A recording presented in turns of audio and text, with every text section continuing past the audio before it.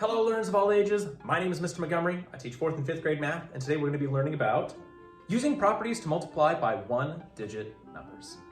Now, when it comes to the multiplication properties, it's very important for 4th graders and 5th graders to understand and determine which properties they need to use in order to solve the problem. Now, when it comes to different properties, some properties make it easier to use, and all properties are useful in their own way.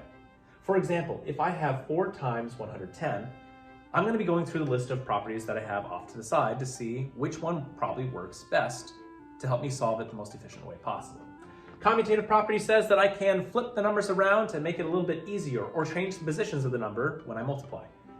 Even if I flip those two numbers around, I don't think multiplying 110 times 4 is going to be a little bit easier than 4 times 110. Associative property says that we have two sets of parentheses where we're going to be having multiplication and only multiplication in there. Doesn't matter how you multiply each side of the equation, you will always get the same answer.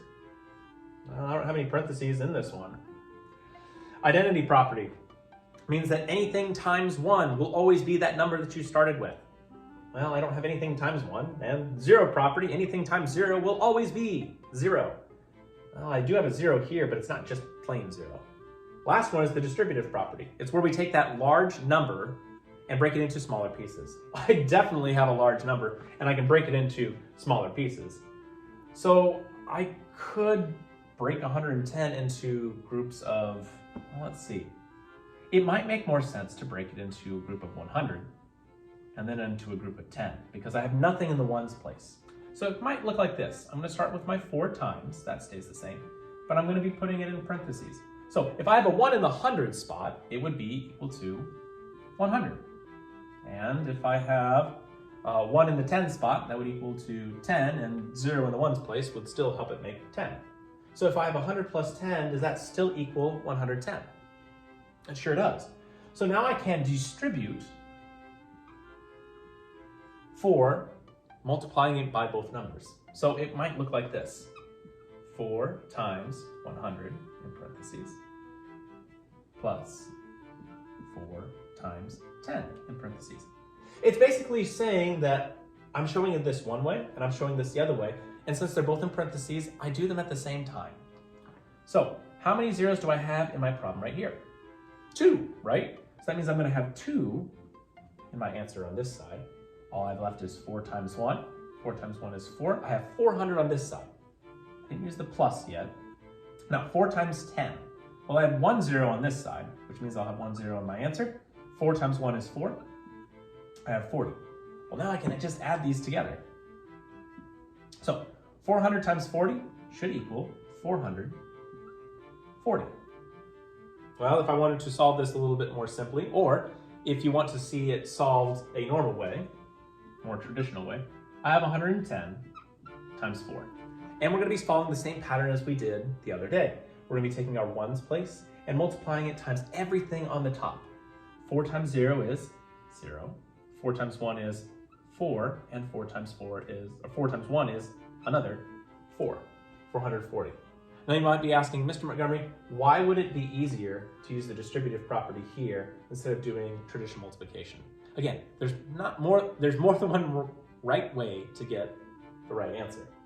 But they want you to practice distributive property because at the very beginning of multiplication for some students, it makes more sense to break this number down into smaller to manage pieces. So let's look at one more example of the distributive property. I have 7 times 25. Well, what can 25 be broken down into if I'm looking at place value of the 10s and 1s?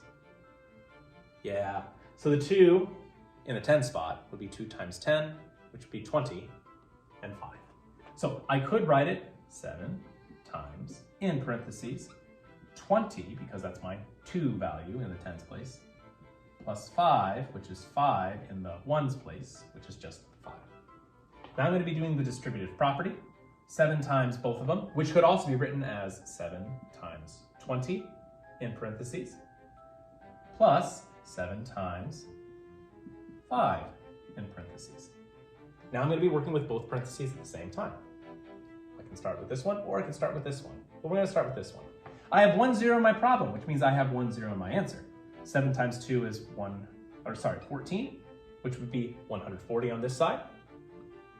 Looking at this, well, 7 times 5.